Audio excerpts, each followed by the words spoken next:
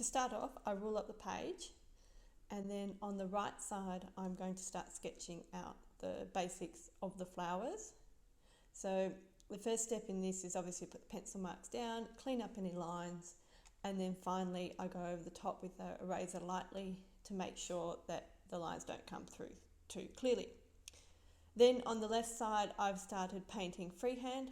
So this is a different technique. I'm not using any guidelines. I'm just going straight onto the paint. So you see how I firstly outlined the leaves before, well, the petals before filling them in, and then now I'm going over again to add more details for darker shaded points.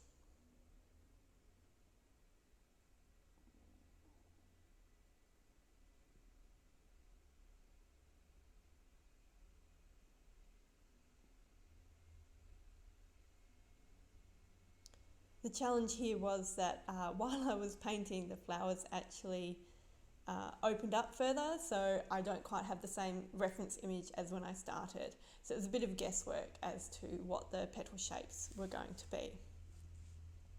Here I'm putting white highlights over the top and just doing the interior of the flower.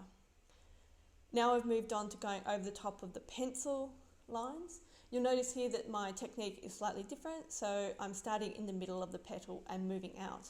I paint like this because usually the edges of the petal are lighter and I can control the shadow and the lightness of the paint more easily.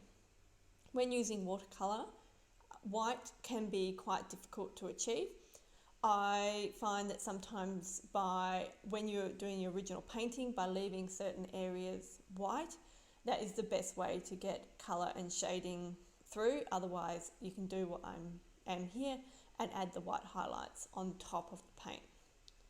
So I'm just doing final touches and going in again and adding the white details to both.